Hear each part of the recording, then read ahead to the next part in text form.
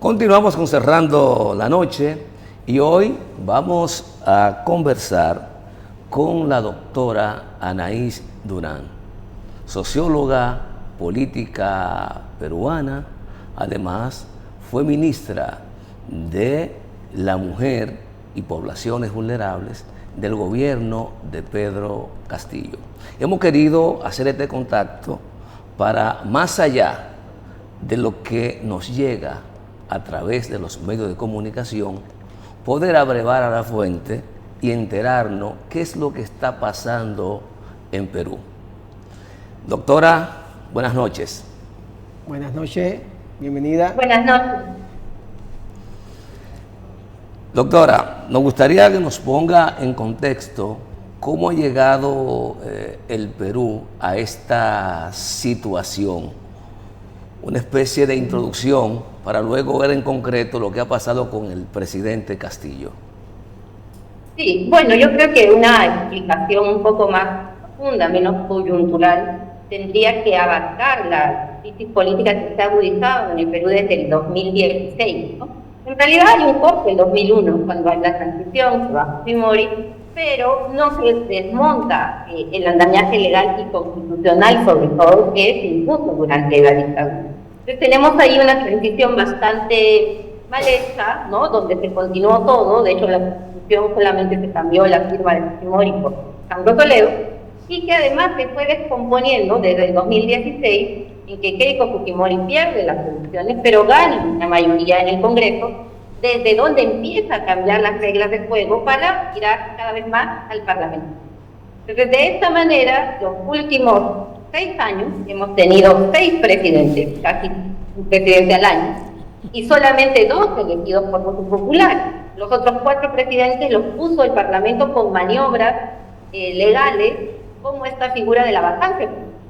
O sea, ya veníamos en una descomposición de ese régimen político, un engendro de parlamentarismo y presidencialismo que se agudizó con la llegada de Pedro Castillo al poder, que llega sin una correlación favorable en el Congreso, llega sin esta mayoría que necesitaba, y por el contrario con una oposición muy clara y muy antidemocrática, que desde el primer momento se puso como objetivo hacer que no termine su mandato, ¿no? En esta línea es que tuvimos que enfrentar el permanente obstruccionismo, lo digo también ya como funcionarios de los sectores de la derecha, y por ejemplo, en 15 meses, 3 impeachment, 3 intentos de vacancia, y esto a la vez con una profunda carga racista y clasista, que es lo que hoy vemos también expresada.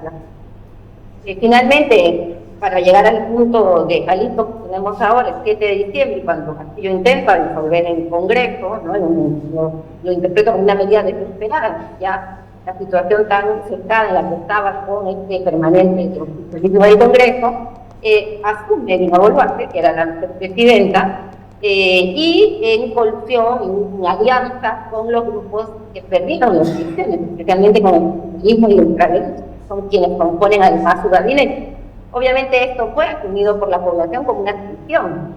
A ella se le escuchó decir que si el presidente era destituido, ella también se iba, no lo hizo, al contrario, respondió con una represión brutal. Tenemos 73 fallecidos en protestas en 58 días de gobierno, es algo que, una brutalidad que no habíamos visto en décadas. Entonces estamos en una situación muy condicionada, la población sigue movilizada. Yo creo que nadie aquí en la clase política pensó que esa iba a ser la respuesta popular ante la decisión de Castillo y lo que siguió con el nuevo gobierno de la derecha y Dina Boluarte, ¿no? Entonces tenemos una situación muy compleja.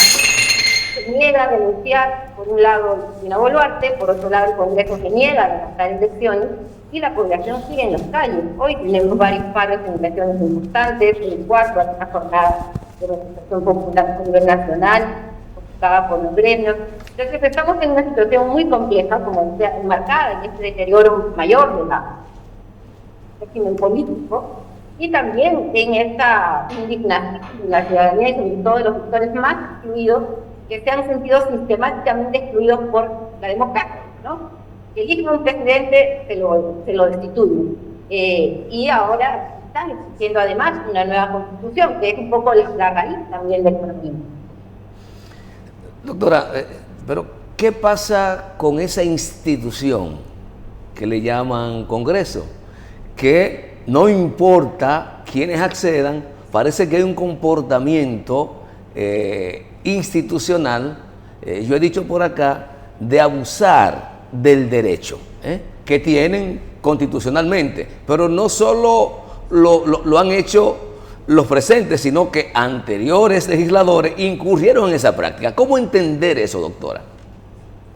Bueno, esto lo podemos entender en el marco más grande de la crisis de representación política que vive el país, ¿no? Hay una crisis de representación muy grande, muy fuerte, la gente siente mucha desafección hacia los partidos. Nuestra misma ley de partidos es una ley que no permite el ingreso de nuevas organizaciones. Entonces, es un sistema político, como digo, que ha sido deteriorando y que tiene una expresión concreta en esa baja representatividad del Parlamento. El Parlamento peruano ha terminado siendo más bien una especie de gremio corporativo, ¿no? Tienes la bancada de las universidades privadas, la bancada de los notarios, la bancada de los estudios de abogados. Entonces, son más bien de poder económico que han copado el Parlamento y la ciudadanía la dejan fuera.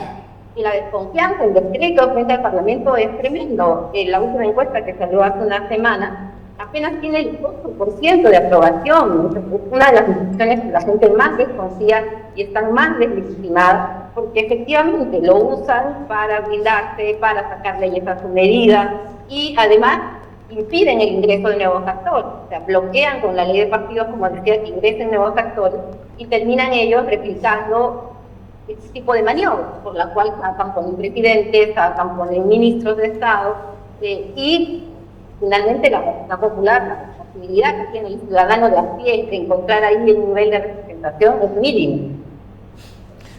Doctora, ¿qué papel juega la financiación privada en los procesos políticos del Perú? Hago la pregunta porque creo que es interesante el tema, toda vez que soy de teoría también de que mientras los dineros privados sigan ingresando a los partidos políticos, cuando resulten funcionarios no van a obedecer a sus electores, sino a sus financiadores. ¿Cómo funciona eso allá? Un tema permanente en la política peruana, ¿no? Ahorita tenemos investigados a varios expresidentes, empezando por Alan García, que se suicidó para impedir un poco las investigaciones, y a Ollanta Humala, a Keiko Fujimori, por haber recibido financiamiento, por ejemplo, de las empresas brasileñas. El caso de Brecht es una parte de financiamiento de campañas para luego, cuando ya esté en el gobierno, derivar obras públicas a su favor sin pasar por los canales que dicen de ley, ¿no? Entonces, este ha sido un tema muy presente. Financiamiento de las empresas, ¿no? Por ejemplo, Fujimori tiene financistas del Banco de Ejército, que es uno de los bancos más grandes de este país, financió abiertamente la campaña de Keiko Fujimori, incluso esto está todavía penalizado y judicializado. Se trató de poner algunos límites, pero lo que es real es que en el Congreso y en la política peruana hay lobbies muy grandes que están finalmente moviendo las piezas, ¿no? Lo que vimos hace unos meses, que hubo un derrame de petróleo enorme en las costas de Lima, del Capitolio, que ha hecho el Parlamento y está salvado de toda responsabilidad. Y bueno, vemos ahí a los operadores, a los lobistas de las empresas, reunidos con congresistas y sacando, como digo, normas e informes a medida de estos grupos de poder económico. Entonces sí es también algo que suma a la confianza de la gente y al rechazo tan grande de las instituciones y la clase política que hoy se expresa de una manera además en términos de protesta popular. Doctora Durán, hemos visto las imágenes de las protestas realizadas en Perú y hablamos de que, según los reportes que tenemos de periódicos, suben por encima de las 54 personas que han fallecido en esta protesta. ¿Cuál es la posición del Congreso ante esto? Hemos visto que la presidenta Boluarte prácticamente ha buscado solución, pero al final ella va a seguir y quiere seguir en el poder. Me imagino que las protestas son precisamente para buscar una salida a esta imposición de parte del Congreso de esta presidenta, aunque le toca de forma sucesoral, porque es la vicepresidenta, pero al final no representa, por lo que vemos la protesta, a los intereses de Perú. Sí, todo está hecho mal desde el inicio, ¿no? Cuando Pedro Castillo es destituido y Dina Boluarte volvía a asumir por sucesión constitucional, yo creo que la historia hubiera sido distinta si ella solamente juramentaba para convocar a nuevas elecciones de inmediato. Y no, lo que vimos ese día fue un espectáculo entre ellas y las bancadas de Fujimorismo y ultraderecha, que han boicoteado sistemáticamente a Castillo, que habían hecho una campaña en contra. Armar un nuevo gobierno. Ella juramentó hasta el 2026, como digo, se hizo gabinete con estos grupos y está gobernando con ellos. Por eso digo, la historia hubiera sido distinta que ella hubiera asumido simplemente para convocar a nuevas elecciones, dado el momento político, ¿no? Por el contrario, su mensaje fue muy desafiante y muy provocador. Incluso yo creo que ellos pensaron que la gente no iba a reaccionar y que iban a poder gobernar tranquilos. Pero lo que hemos visto más bien ha sido por esto, la posición tan fuerte que han hecho. Y claro que hay una alianza entre Dina Boluarte y el Congreso. Ninguno se quiere ir, se quieren quedar hasta el 2026. Y lo único que apelan es a la fuerza militar y policial. Entonces, los heridos, los muertos se multiplican. Y no vemos visos todavía de diálogo. De hecho, toda la semana pasada el Congreso se la pasó debatiendo proyectos para adelantar las elecciones a 2024, a febrero, a octubre del 2023, y ningún proyecto se formó y dijeron, bueno, lo intentamos y no hemos podido ponernos de acuerdo, así que nos quedamos hasta este tipo. Entonces, lo que están transmitiendo finalmente es que no les importa el clamor ciudadano, no solo en las calles, las encuestas que ellos tanto mencionan a veces lo dicen, el 75% está de acuerdo con que se adelanten elecciones para el 2023, el 5% de peruanos. Entonces, sí, yo espero que se sigan viendo salidas, que la señora Boluarte pasa al costado, porque la verdad ya no tiene ya ninguna legitimidad. De hecho, ella está personificando no solo la traición, sino también esta violencia y estas muertes que hemos vivido. Muchos 6 menores de edad escolares que estaban en la protesta, todos con disparos de las fuerzas de seguridad, las autopsias, las necropsias que ya confirman esto. Entonces, es muy difícil que ella garantice la y la paz. Que se hable, creo que ya que dé un paso al costado y pueda asumir una transición, y el presidente del Congreso sea el que está o no que se designe, y conducir una transición hacia nuevas elecciones que incluyan por fin la pregunta de si la población está de acuerdo o no con una nueva constitución. Señora Durán, perdón, Junior, ¿ha habido alguna propuesta de algún organismo internacional o líder internacional o dentro de Perú que ha querido pues conversar tanto con la población que está haciendo los reclamos, con el Poder Ejecutivo para buscar algún tipo de salida? ¿Ha habido algún intermediario, alguien que ha mediado en este conflicto, independientemente ya de, en este caso, del Congreso de la República? No, la verdad que a nivel internacional, recién la semana pasada, la OEA, después de casi 50 asesinatos en protestas, convocó a una reunión del Consejo Permanente, ¿no? Donde dieron una carta, donde expresaban su preocupación, instaban a que se termine la violencia y se respeten los derechos humanos. En realidad, llama mucho la atención el silencio de la comunidad internacional, ¿no? Lo que hemos visto aquí, hemos recibido 2 misiones del ACID, de la Comisión Interamericana de Derechos Humanos, pocos días han levantado testimonios y se han ido.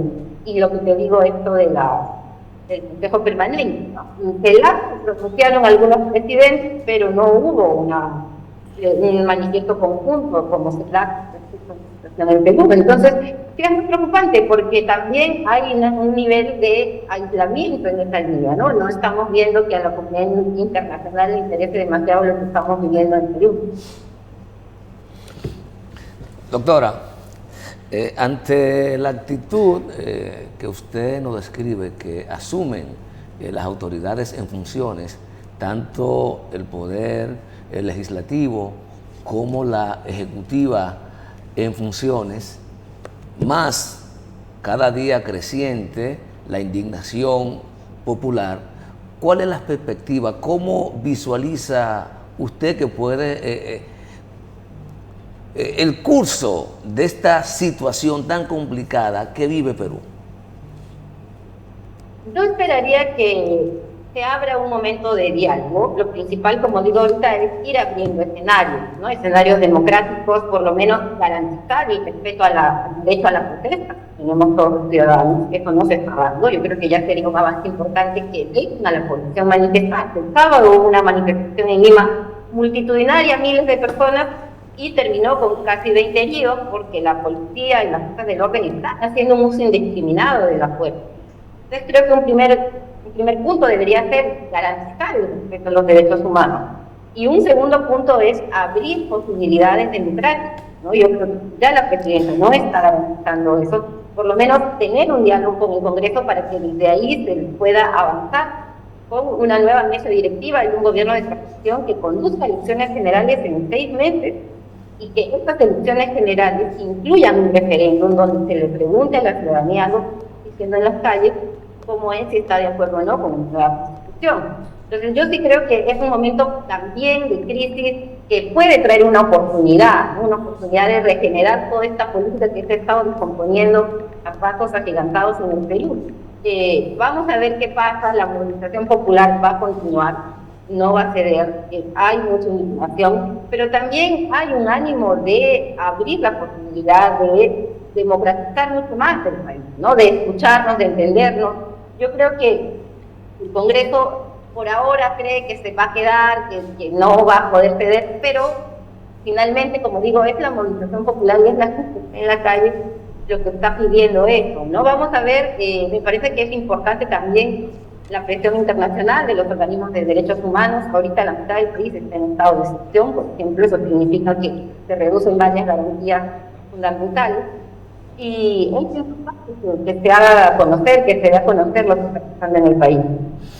Perdón, Junior, en esta protesta que se han estado manifestando y que ya se habla de más de 50 personas muertas, fallecidas, ¿solamente en la comunidad sola, la ciudadanía sola se está levantando o los partidos políticos de alguna manera están apoyando estas protestas?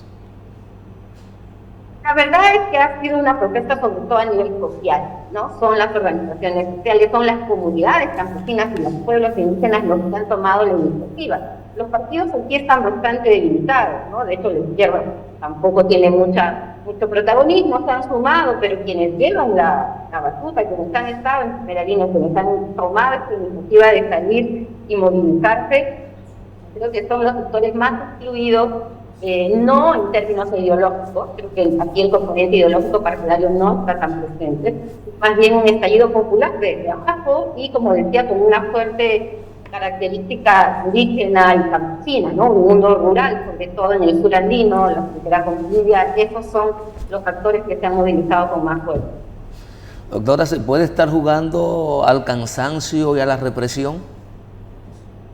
Sí, yo creo que esta es un poco la apuesta del gobierno, ¿no? Que la gente se canse de protestar, que siga insistiendo y reprimida, yendo cómo se encarcela más gente, porque también están deteniendo mucha gente, dando condenas express por movilizarse, por protestar. Entonces, yo creo que esa es un poco la estrategia de desgaste, pero también creo que no están tomando en cuenta el nivel de indignación que hay. Entonces, se levanta una toma de una carretera y se toma otra en otro lugar del país. Entonces no es que esto se va a calmar tan fácilmente. Yo creo que más bien ahí es donde está la fortaleza de este movimiento. Un movimiento nacional, una protesta de alcance nacional, algo que no veíamos en décadas tampoco. Y como digo, tampoco tiene una coordinación centralizada. O sea, no hay una persona que diga que acabó la movilización y todos se van a su casa. No, también hay mucha fragmentación en el campo popular, una dispersión territorial. Se requeriría de un esfuerzo de diálogo bastante amplio, ¿no? Cosa que el gobierno no hace ninguna muestra de querer empezar, al contrario, dice que todos los que protestan son terroristas, financiados por el narcotráfico, están permanentemente criticando la protesta. Y ahora conversamos con la doctora Anaí Durán Guevara, ex ministra de la Mujer de Perú, socióloga, además educadora universitaria. Esta interesante conversación con la doctora Anaí Durán. Doctora, ¿cuál es el comportamiento en esta circunstancia de los denominados poderes fácticos del Perú? Porque hasta ahora uno observa mucho la discusión de las bancadas, pero hay poderes fuera del poder que son los que toman muchas decisiones. ¿Cómo anda eso en Perú? Bueno, para empezar, los grandes grupos de poder empresarial, ¿no? Ellos están bastante detrás de esta represión y de la exigencia de mano dura frente a las protestas. Yo creo que estos grupos se vieron amenazados los 15 meses del gobierno de Castillo, fueron muy críticos, de hecho financiaban marchas, movilizaciones para que se destruya Castillo con esta idea de la vacancia, ¿no? Entonces sí, creo que los poderes fácticos, para empezar, los grupos económicos, son de los que sostienen a Dina Boluarte, los que le piden mano dura, que reprima más, a veces que meta bala, ¿no? Lo dicen abiertamente los agroexportadores, los empresarios mineros, que están perdiendo también posibilidades de negocios en estos momentos por las zonas de carretera y todas las protestas que hay. Entonces creo que es importante señalar que aquí también hay una responsabilidad de estos poderes fácticos, ¿no? Lo otro son los grandes medios de comunicación, que sabemos todos son un poder, ¿no? Creo que ahí también es claro cómo se han alineado con este gobierno, con esta dictadura, ya lo decimos aquí abiertamente, para poder sostener a Dina Boluarte y al Congreso, ¿no? De hecho, no investigan nada, no publican nada, se suman a esta campaña de estigmatización frente a quienes protestan, y claro, eso contrasta con lo que teníamos durante el gobierno de Castillo, ¿no? Que todo el tiempo estaban cuestionando, criticando al presidente, a su entorno, a los ministros, y ahora no, están en una situación, como digo, bastante complaciente, ¿no?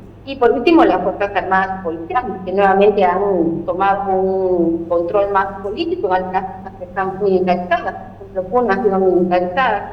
No esperábamos ver esto a estas alturas del siglo XXI y lo estamos viendo. Doctora, más allá de si el expresidente Castillo se equivocó o no, ¿usted cree que hay condiciones para que pueda ser procesado bajo el amparo del debido proceso, aún tomando en cuenta también la diferencia que ha habido con el Poder Legislativo y con el Poder Judicial? Sí, no, eso va a ser muy difícil, ¿no? Yo creo que ya voy terminando con esto. No hay garantías de un debido proceso para el presidente Castillo. Yo creo que ahorita estamos en una situación muy crítica también en términos de judicialización de la justicia. Y eso es algo que vamos a ver con el juicio que empiece, porque él está con prisión preventiva, no está todavía procesado, ¿no? Entonces hay una situación ahí, un limbo legal, y creo que en general también, como hablaba de la desconfianza tan grande de las instituciones, el Poder Judicial y la Fiscalía son también órganos muy cuestionados, ¿no? Entonces creo que es un momento de crisis sistémica que ojalá abra también la oportunidad para poder lanzar un nuevo momento político en el país. Esa es un poco la esperanza en la gente que está movilizada. Ya estamos buscando fondos a ver si podemos tener un nuevo momento político de democratización, con una nueva constitución, con nuevos actores políticos. Yo creo que un poco por ahí también va la demanda en estos momentos. ¿Cómo logra el Perú que, a pesar de ese tsunami político del 2016 a la fecha, su economía se mantenga a flote, más allá de que la usual falta de inclusión social? ¿Cómo logramos eso en Perú? Bueno, la economía estuvo bastante estable, ahora empezaba a verse afectada básicamente por esta, esta autonomía del Banco de Reserva, ¿no? Que prácticamente no se meten los poderes políticos con la política económica. Eso puede cambiar ahora. Creo que ya lo estamos viendo con el impacto de las movilizaciones, ¿no? El sector turístico detenido, también están sufriendo los impactos del sector agroexportador. Y bueno, vamos a ver qué tanto puede sostener ese modelo. Junior le acaba de hacer una pregunta, doctora Anaí, sobre la situación económica, cómo se ha mantenido en estos 6, 7 años de inestabilidad política, pero hay algo que no podemos obviar ni evitar. Estas convulsiones, estas movilizaciones afectan lo que es el turismo. Me imagino que de una forma u otra afecta lo que es la inflación de los productos y sobre todo la escasez de productos, porque cuando hay movilización, pues los productos no llegan al mercado. ¿Cómo se ha manejado esto? ¿Ha habido escasez de productos? ¿Ha habido devaluación de la moneda? ¿Se ha restringido el asunto del turismo? Especialmente en regiones como Cusco, como Puno, que son regiones muy turísticas, y estamos viendo también cómo va a afectar actividades importantes, la agroexportación, por ejemplo, los sectores completos de trabajadores que han declarado en huelga, lo mismo con las empresas mineras. Creo que eso todavía está en pleno desarrollo, ¿no? Bueno, la verdad que ya para finalizar, una panorámica de cómo están las diferentes provincias, los diferentes estados, condados de Perú con relación a esto. Usted habló que la mayoría de protestas pues prácticamente están siendo enarboladas por indígenas, personas de la sociedad civil. Pero, ¿cómo va esto puntualmente en diferentes lugares? ¿O solamente en el casco urbano, en el centro de Perú, de Lima, es que se genera esta protesta? No, sobre que es una protesta a nivel nacional, ¿no? Ya es en todo el país, al contrario. Siempre estaba en el sur andino y la gente se ha desplazado a Lima. Y esa es un poco la situación, es una protesta a nivel nacional. Yo creo que, por eso decía que no la habíamos visto en mucho tiempo, ¿no? Con una plataforma unificada.